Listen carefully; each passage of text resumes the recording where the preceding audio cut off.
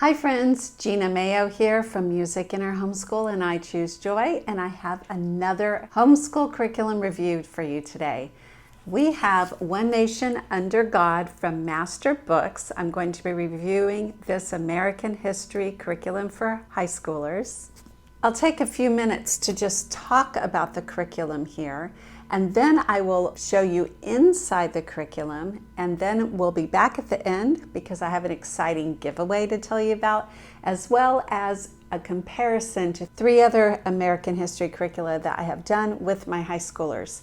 Because I've been homeschooling for about 25 years, and I've done American history with 7 high schoolers so far, so I have a bit of knowledge, and I would love to compare and contrast those for you. So what is this brand new American history curriculum all about? Master Books puts it this way.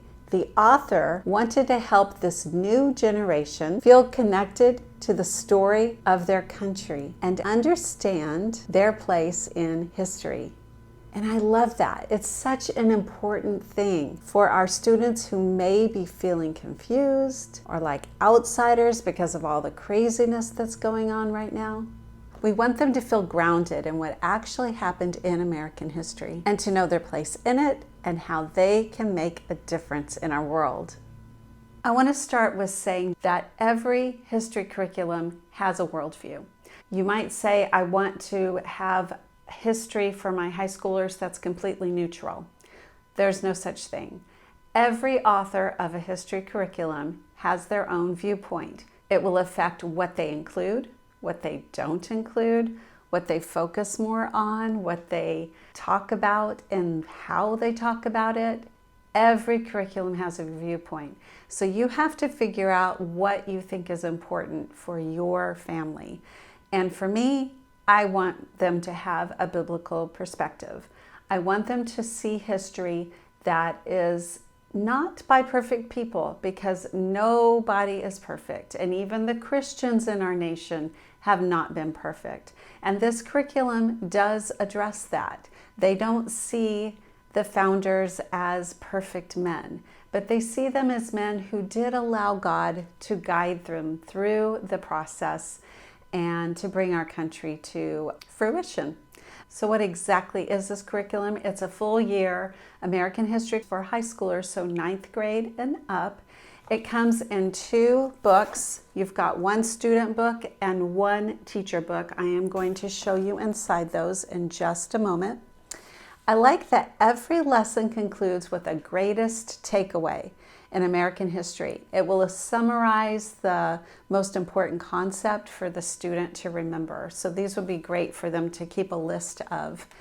Parental involvement. This curriculum is created to not require a whole lot of parental involvement. It can be done independently by your student.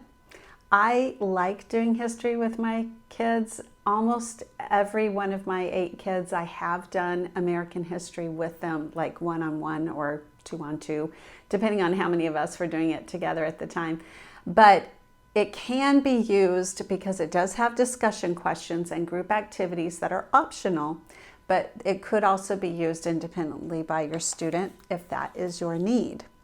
Let me tell you how Master Books describes their history curriculum. One Nation Under God traces the development of the United States from the foundation of Western civilization to the modern era through a biblical worldview. Students explore the spiritual, philosophical, and cultural forces behind colonization, revolution, nation building, expansion, conflict, reform, and global leadership. From the Great Awakening to the Constitution, from the Civil War to the World Wars, from post-war culture to the 21st century, students examine how faith, ideology, geography, and remarkable individuals have influenced America's path. This curriculum was published in 2026, and it includes information from events that even happened in 2025. All right, let's head inside the curriculum and take a look. Super excited to show you inside the One Nation Under God High School American History Curriculum by Master Books. And here is the student book. So you'll find at the beginning that It gives you all of the lessons listed out. So let's just quickly go through these. Here is the author, Angela Odell. So you've got 9 units. Each unit has 4 lessons. You'll see this. 4 lessons for a total of 34 lessons. So the last one only has 2. And let me show you that it breaks up into 5 days of reading. Each day's reading is about 2 pages, maybe 3.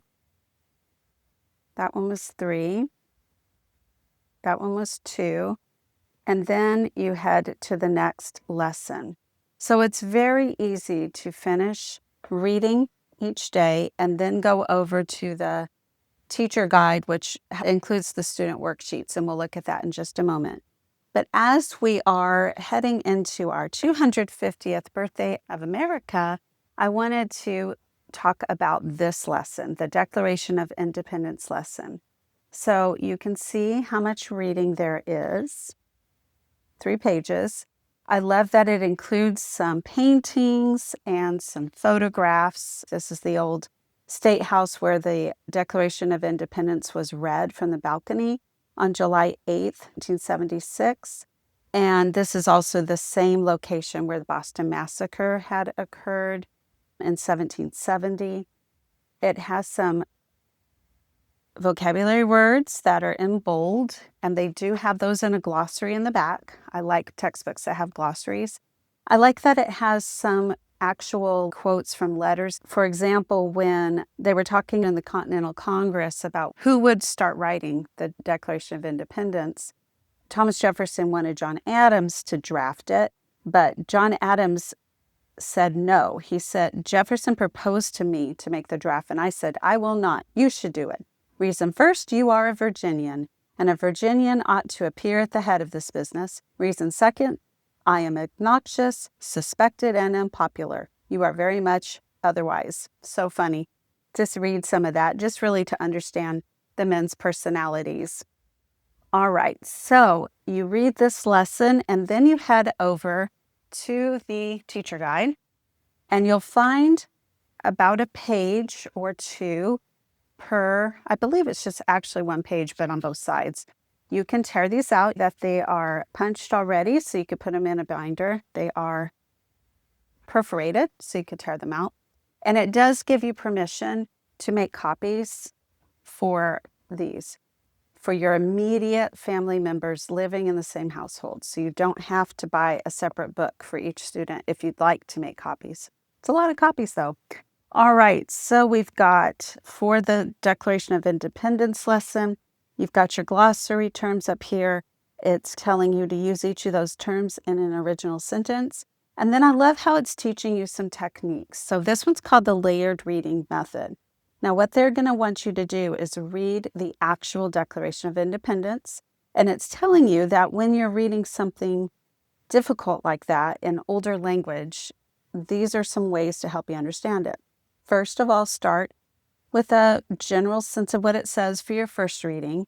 Then read it again, and you've looked up definitions of words. So now use those definitions to help you understand the meaning of some of the sentences you didn't get the first time. Then the third time you're reading it is your understanding layer, and this is where you should be able to understand the author's message more clearly. So then you are writing about that on this page. Let me show you where you find the Declaration of Independence. It's actually in the back of the textbook. You've got several documents, letters, speeches. So back here, this one is the Declaration right here. So it's just 2 pages long. I'll show you a couple of other things that are in here. Sedition Act. Here's the poem that became our national anthem, political cartoon, Civil War strategies. Here's the Gettysburg Address. And then I told you that there's also a glossary back here. One other thing I wanted to show you in the teacher's guide is that you do have all the answers in the back. So you can see these here. There are some maps. There's lots of different types of activities that you're doing. cause, effect, reflect. There's fill in the blanks, there's answering, there's matching, flipping through, just giving you an idea of some different ones, different types of things your kids will do.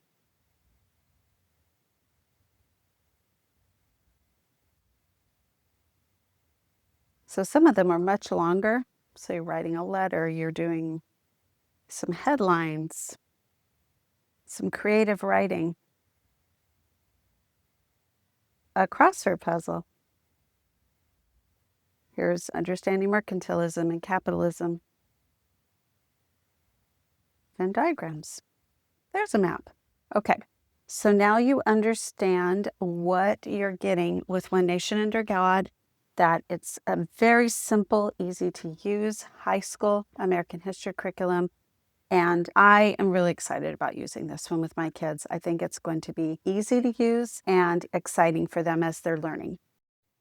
So as promised, I wanted to end this video with a comparison between One Nation Under God by Master Books to 3 other curricula that I have used for American history with my high schoolers. The first one is Tapestry of Grace. Tapestry of Grace is different in several ways, but one is because it breaks up history into 4 years. So you're doing year 1, which is the beginning times through the fall of Roman Empire. Then you've got fall of Roman Empire to 1799. Then the year 3 is 1800s, and year 4 is 1900s to today. So one thing you see there already is that American history is not separate. It's not a separate course. It's mixed in year 2, year 3, year 4, which usually isn't a problem and wasn't a problem until my 6th child, who just applied to colleges last spring. She applied to one college who said you have to have an American history curriculum.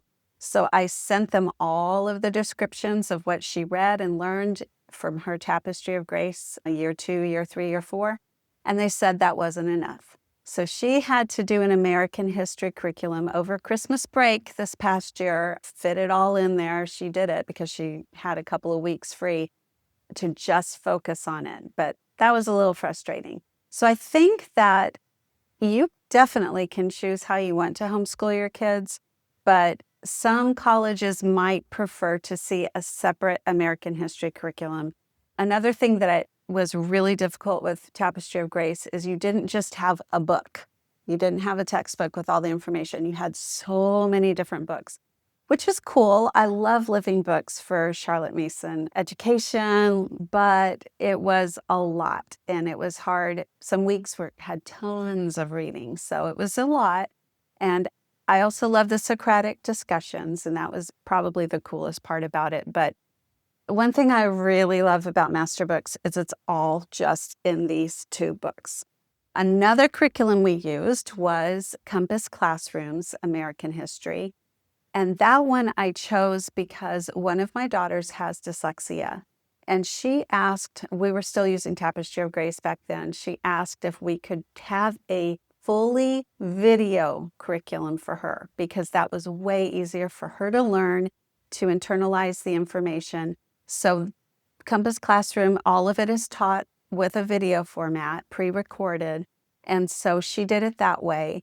She was able to do it completely on her own without my help that year. She was also in cosmetology school at the same time. This was during high school when she was homeschooled. That worked, but what I didn't like about that one was that I didn't have the interaction with her. And I love interacting with my high schoolers about American history.